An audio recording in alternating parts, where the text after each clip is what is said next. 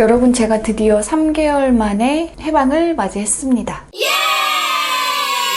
그래서 어제는 영화를 보고 왔어요.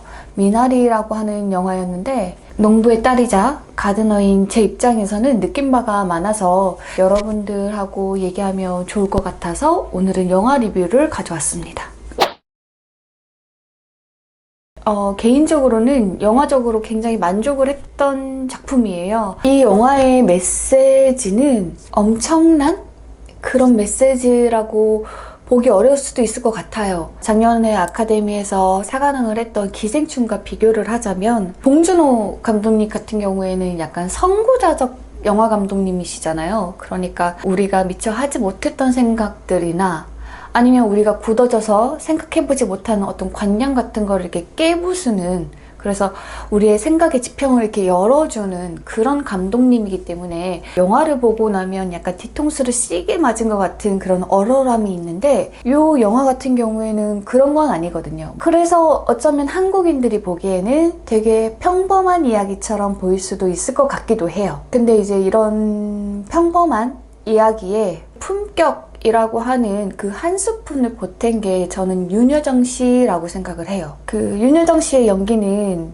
다른 영화에서보다는 오히려 더 심심해요. 그분은 원체 존재감이 강한 분이시잖아요. 그분은 영화, 드라마, 심지어는 예능에서도 한 컷이 나와도 그 존재감이 빛을 발하는 그런 분이신데, 이 영화에서는 굉장히 평범하게 나오세요. 그래서 튀지 않고 이 사람이 주인공이다 라는 생각이 들지 않게 그렇게 이렇게 영화를 보게 돼요. 그러다가 마지막에 가서 이분의 연기가 우리에게 굉장한 울림을 주는데, 이 울림 때문에 이 영화의 격이 달라졌다라는 생각이 듭니다.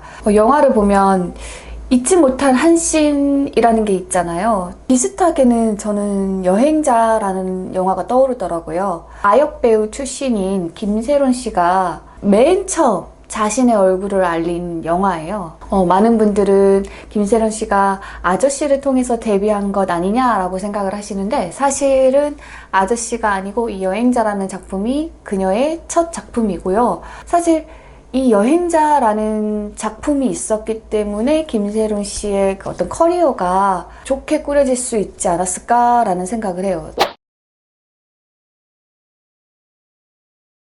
그 영화에 설경구 씨, 또 고화성 씨, 이렇게 연기로는 인정받은 정말 대단한 배우들이 나오는데, 그 사람들의 이름을 지우고 김세론이라는 사람을 각인시킬 수 있을 만큼 어렸지만 굉장히 좋은 연기를 보여줬다고 생각을 하거든요. 그래서 저는 사실 여행자를 봤을 때만 해도 김세론 씨에 대한 기대가 어마어마했어요. 마치 저한테는 이영애 씨가 지금의 연기력을 가지고 어린 시절로 돌아가면 이런 모습이 아닐까라는 생각이 들 정도로, 연기면 연기, 아우라면 아우라, 페이스면 페이스, 뭐 어느 하나 빠질 것 없이 훌륭했다라고 생각을 하거든요. 근데 제가 이렇게 극찬하는 이유는, 그때 김세론 씨가 여행자에서 정말 강렬한 연기를 한번 보여준 적이 있는데, 그게 뭐였냐면, 아버지가 나를 이제 완전히 버렸다는 것을 인정을 하고 세상에 나의 사람이 없구나 라는 걸 깨닫고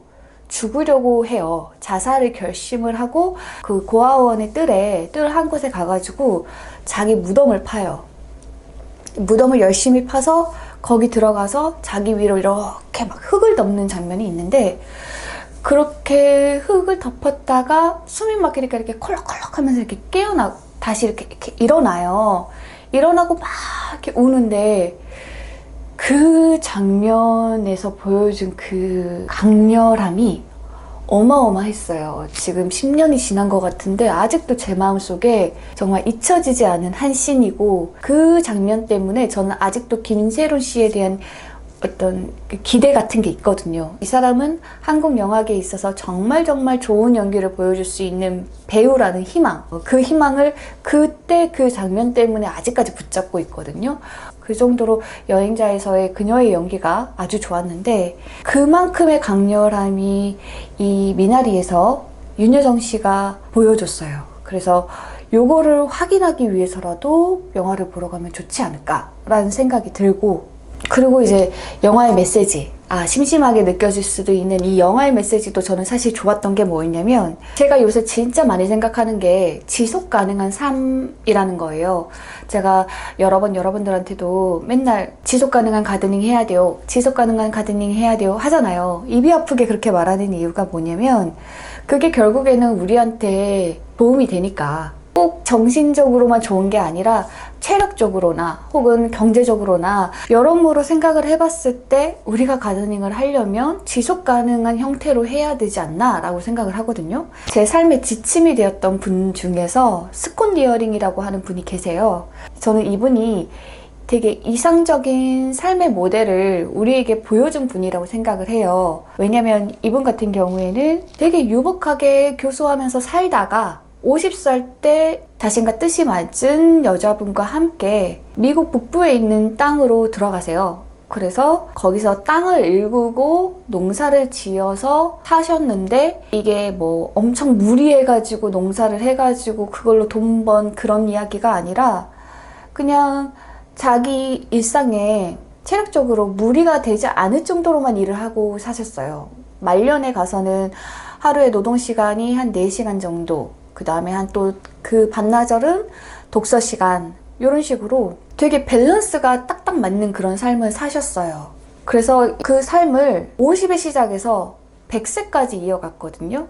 그러니까 인생의 반을 그런 멋진 삶을 사는 데에 쏟았고, 그리고 100세가 돼서 뭐 어디가 아파서 돌아가신 게 아니었어요. 그분은 뭐 치매 같은 정신병도 없었고, 암 같은 이런 몸에 신체적인 그런 문제도 없이 아주 건강하게 사시다가 100세 되셨을 때 나는 이만큼이면 정말 충분히 살았다 라고 생각을 하고 곡기를 끊어요.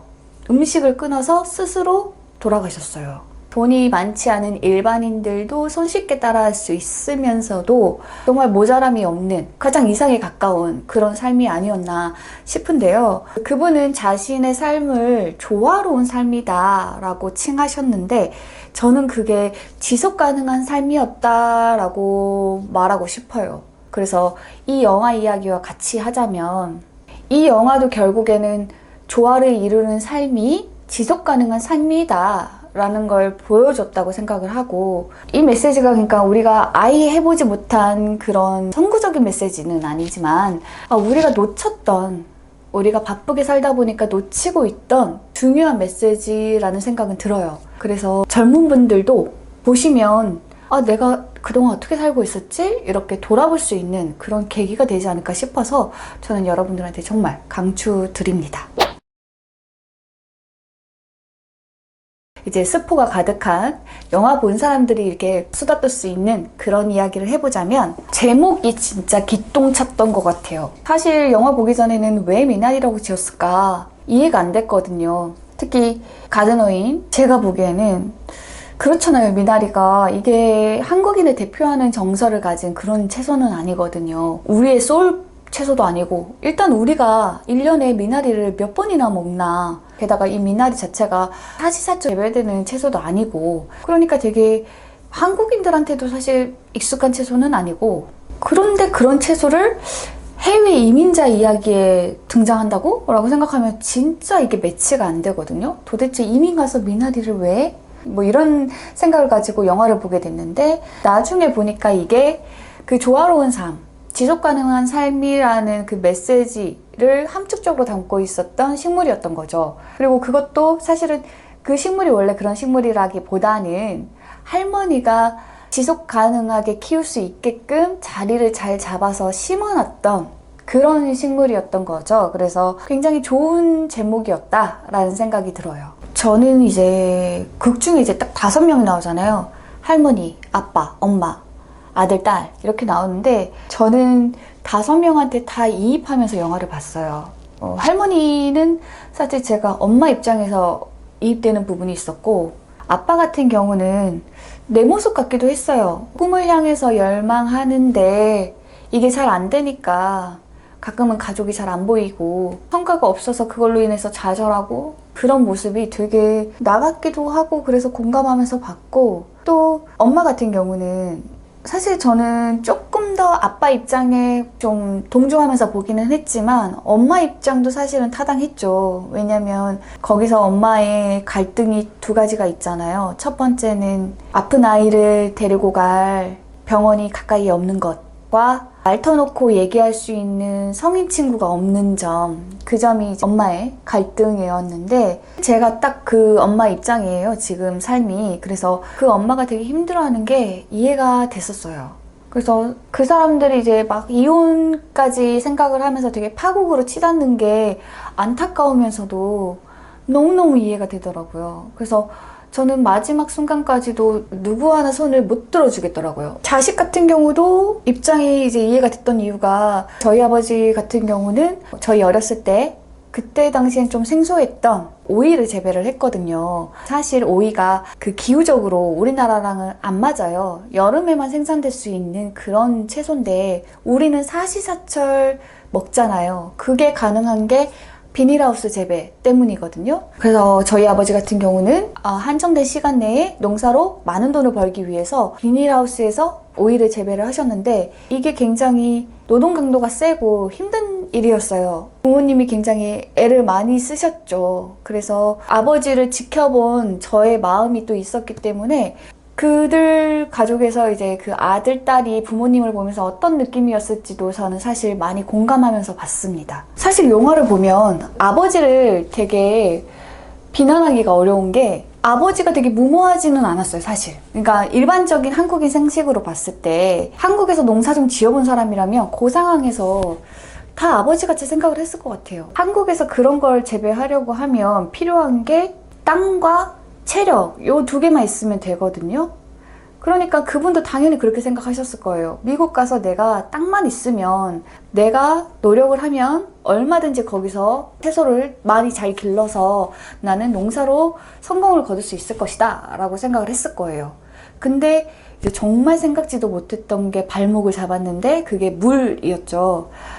왜 그랬냐면 사실 한국 같은 경우에는 생각보다 어떻게 보면 생각보다 농사를 짓기가 편한 게 이렇게 씨를 뿌려놓고 뭔가 작물을 심어놓고 나면 딱 필요한 시기에 비가 내려줘요. 대부분은 우리가 키우는 그 작물의 속도에 맞춰서 필요할 때 필요한 정도로 비는 좀 내려주는 편이에요. 그래서 농부들이 농사 지으면서 물 걱정을 그렇게 크게 하지는 않습니다. 그리고 보통 이제 물이 걱정되는 지형이면 우물을 파놨는데 그 아버지도 우물을 파놨잖아요, 처음에. 그렇기 때문에 그분의 상식, 한국에서 농사를 지어본 경험이 있는 그분의 상식으로는 미국 가서 자기가 그렇게 시작을 했을 때 자기가 물 때문에 실패할 거라고는 전혀 생각하기 어려웠을 거예요. 근데 미국의 기후는 우리가 생각하던 것 이상이었기 때문에 그분이 우물에 있는 물을 갖다 써도 모자른 만큼의 가뭄이 오게 되고 그래서 그분이 결국에는 수도세 때문에 그거 보면서 저도 저희 아버지가 생각나더라고요. 왜냐면 저희 아버지 같은 경우에는 하우스 재배 같은 경우에는 뭐가 그렇게 덜미를 잡냐면 기름값이 그렇게 덜미를 잡아요. 겨울에 난방을 해가지고 오이를 그 높은 온도로 키워야 되는 거라서 1200평 키우면서 기름값이 뭐 1000단위 이상으로 깨지니까 한 계절에만. 그러니까 저희 아버지가 오히려 번 돈은 많았는데 기름값으로 진짜 많이 나갔어요, 그 돈이. 이 영상을 저희 아버지가 만약에 보게 된다면 그때 나만 그렇게 기름값 때문에 힘든 줄 알았는데 아이들도 그렇게 생각하고 있었나 라고 놀라워하실 것 같은데 자녀인 우리한테도 기름값이 진짜 왼수였어요, 왼수. 그런 점에서 보면 아마 미나리에서 딸이랑 아들한테는 물이 그리고 그 물값이 정말 왼수이자 원망이었을 것 같아요.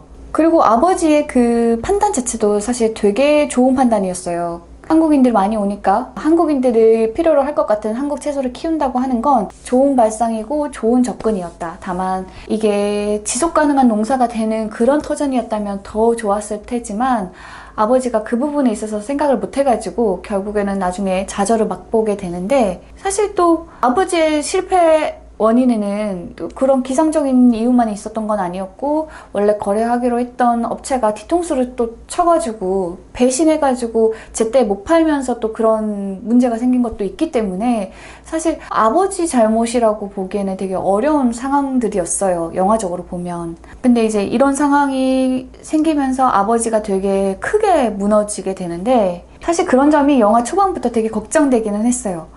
너무 무리를 하시길래. 체력적으로나 경제적으로나 너무 무리를 하면 잘 되면 다행이지만 사실 그렇게 해서 실패했을 때 사람이 모든 걸 다 때려치고 싶을 만큼 굉장히 크게 좌절하게 되거든요.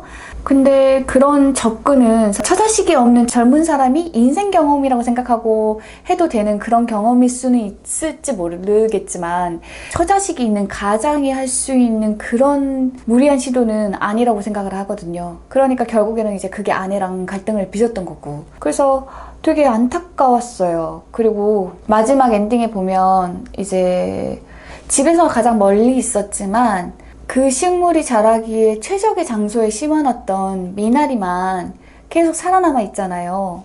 그게 이제 할머니가 그들에게 남긴 유산 같은 거였죠. 그러니까 이렇게 살아야 해. 너네들은 그렇게 뭔가에 빠져가지고 너무 애써서 살다 보면 결국에 그 동기가 되었던 에너지가 사라지게 되면 너네가 너무 힘들 거야. 너무 크게 좌절하게 되고 다시 일어서지 못할 만큼 그렇게 힘들 수도 있어.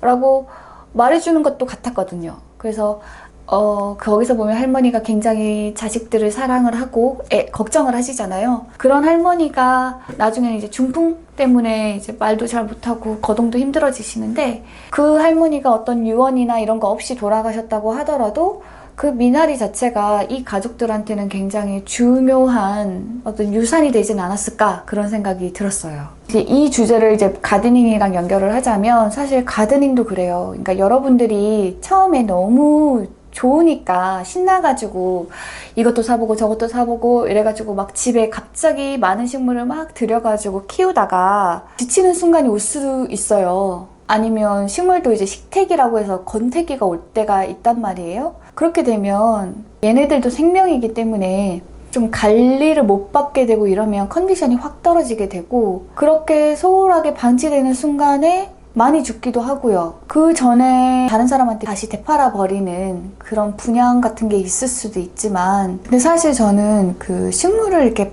개인적으로 사고 팔거나 혹은 분양하는 거에 좀 긍정적이지는 않아요. 그게 어떤 느낌이 드냐면 저한테는 강아지 아기 때 이쁠 때 이렇게 데리고 와서 키우다가 좀 크고 마음에 안 들면 이렇게 파양해버리는 그런 거 보는 것 같아요. 좀 마음이 좀 안 좋아요. 그런 거 보면. 식물을 가지치기 해가지고 나온 작은 삽수를 삽목해가지고 다른 사람한테 나눠주는 이런 분양 같은 경우는 저는 찬성이에요. 그거는 되게 찬성인데 제 아기가 이렇게 막 좋아서 열심히 키우다가 시들시들해져서 그래서 다른 사람한테 팔거나 줘버리는 거 같은 경우는 약간 필요할 때 드렸다가 필요 없으면 이렇게 딱 치워버리는 그런 느낌이라서 아무리 말 못하는 식물이더라도 그런 경험이 그 사람의 영혼한테 좋을까? 이런 생각? 약간 저는 회의적이에요. 저는 가장 말 못하는 약자에게 대하는 그 사람의 태도가 다른 관계에도 이렇게 통용된다고 생각하는 입장이기 때문에 그런 식의 관계 맺음을 계속하는 사람이라면 결국에는 인간 관계에서도 문제가 될 수 있다라고 생각을 해요. 그래서 비록 추레한 모습으로 키울지언정 이 생명의 끈을 어떻게든 붙잡고 가면서 꾸역꾸역 키우는 사람들을 저는 정말 존경해요. 여러분들 자신을 위해서라도 지속 가능한 관계를 맺어야 된다라고 생각을 해서 여러분들한테 지속 가능한 가드닝 하세요 이렇게 말을 하는 건데 그런 메시지가 이 미나리라는 영화와 주제가 일맥상통하는 부분이 있었다라고 생각을 해요. 그래서 여러분들도 한 번쯤은 지속 가능한 삶은 뭘까? 사람마다 지속 가능한 삶은 좀 다를 수 있으니까 내가 추구하고자 하는 바를 이렇게 실현하면서 그러면서도 내가 무리하지 않을 수 있는 삶의 밸런스가 맞춰져 있는 그런 지속 가능한 삶은 무엇일까? 라고 한번 생각해보는 그런 계기가 되면 좋겠어요. 근데 이런 메시지만 사실 던지고 영화가 끝났으면 되게 재미없을 뻔했을 것 같아요. 근데 이 영화가 특별해졌던 거는 그 마지막 장면 때문인 것 같아요.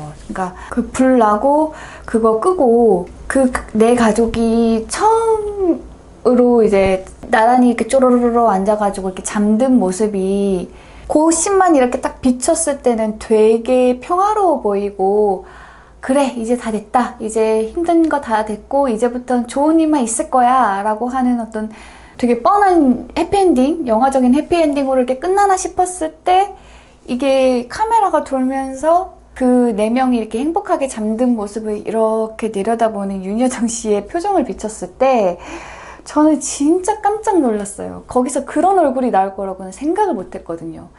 저는 정말 기대되는 영화를 볼 때는 눈막 기박하고 심지어는 시놉시스조차도 보지 않고 누가 출연했는지조차도 보지 않고 영화를 볼 때가 있어요. 근데 이 영화도 그랬단 말이에요. 이제 사전 정보가 없는 상태에서 이렇게 영화를 이렇게 쭉 보다가 중간에 문득 그런 생각이 들더라고요. 이 영화는 분명히 각본가의 자전적인 이야기일 것이다. 그리고 그 각본가는 아마 저 영화에서 어린 아들일 것이다 라는 생각을 했었어요. 실제로도 그렇더라고요. 그런 생각이 들었던 이유가 아들 시점에서 봤을 때의 디테일이 많아요.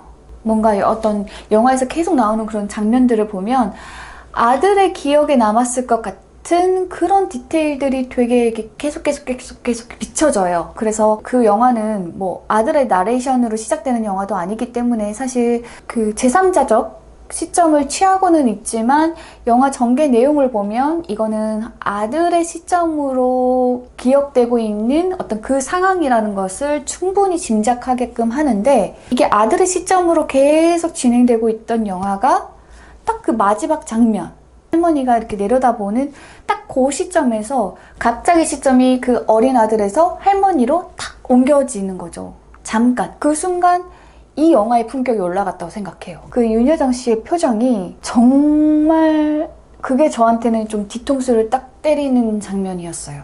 사실 그러니까 우리도 마찬가지지만 어린 자녀를 데리고 삶을 꾸리면서 이렇게 막 열심히 살고 있는 우리 젊은 부부들 입장에서는 보면 불은 났지만 사실 희망적인 거죠. 남편과 아내가 그렇게 크게 다퉜었는데 그 갈등이 이제 봉합이 됐기 때문에 같이 새 출발하기로 결심을 했기 때문에 이 가족 구성원들 입장에서는 자기들의 갈등 요소가 해결된 것이기 때문에 앞으로의 미래는 되게 희망적이고 장밋빛인 이런 상황인데, 사실 그 관계에서 어떤 제3자 입장이 될 수 있었던 할머니 입장에서는 그 네 명이 분명히 행복하게 자고 있는 모습인데 그 모습이 착잡하신 거죠. 근데 그 마음이 너무 알 것 같은 거예요. 사실 갈등은 봉합됐지만 이들 부부 앞에 놓인 길이 얼마나 또 가시밭길이겠어요. 어쨌든 물의 문제는 해결된 것도 아니고 앞으로도 계속 이 사람들이 아픈 자녀 두고 그렇게 농사 지으면서 되게 힘들게 눈 보듯이 뻔한데, 그게 자식을 둔 부모님 입장에서는 그 가족이 너무 보면 마음이 아픈 거죠. 그래서 그 할머니의 시선을 담았다는 점에서 저는 이 영화가 영화적으로 되게 좋았다라고 생각을 하고, 그 할머니의 그 눈빛 때문에 이 영화의 격이 올라갔다라고 저는 생각을 해요. 유튜브 같은 거 보면 이렇게 인상적인 장면 같은 걸 이렇게 쫙 잘라가지고 올리는 분들 있잖아요. 그렇게 만약에 올라온다면 또 찾아볼 것 같아요. 한 여러 번 그 장면을 찾아보고 싶을 것 같아요. 너무너무 마음에 남아요, 그 눈빛이.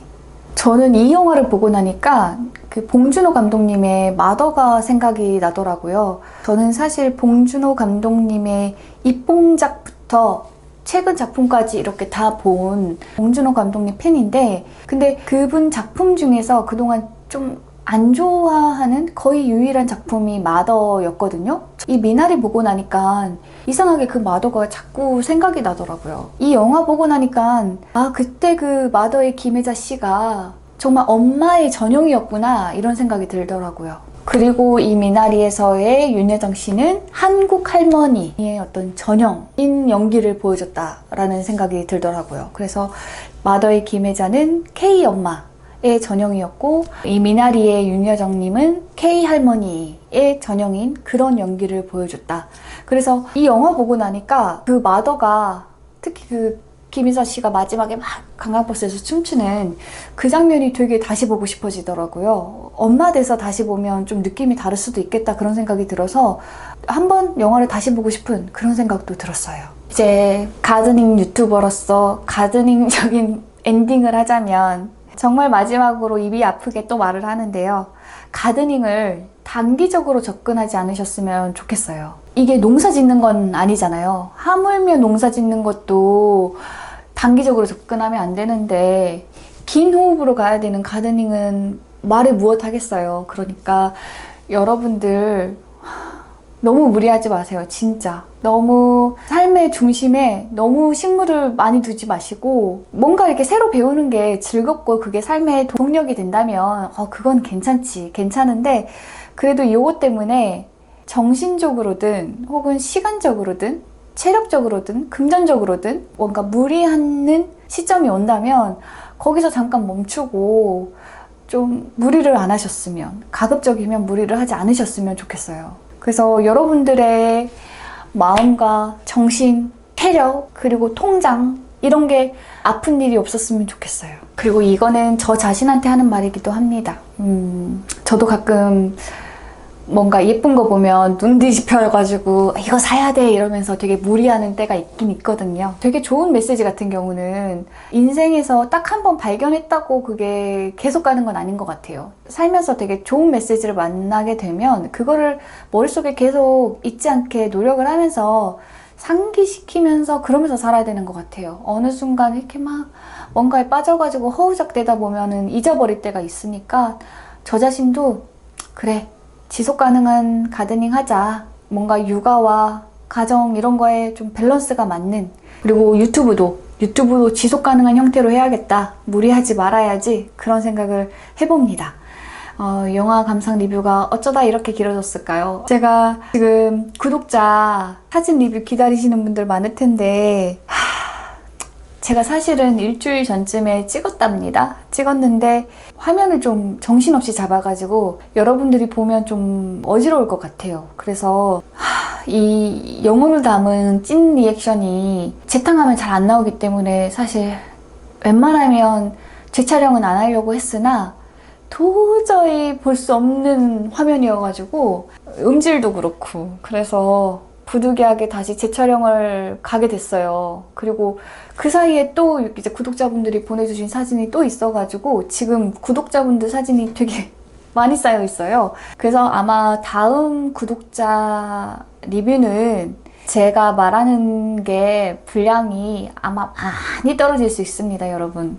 보시는 분들 입장에서는 그게 더 좋을 수도 있을 것 같아요. 제가 구독자분들 얼마나 이쁘게 잘 키웠는지 곧 들고 올 테니까, 그리고 저희 집에 이제 많이 심어놨던 추식구분들이 드디어 이제 꽃 소식을 막 알려주고 있어요. 그래서 요것도 조만간 알려드리도록 하겠습니다.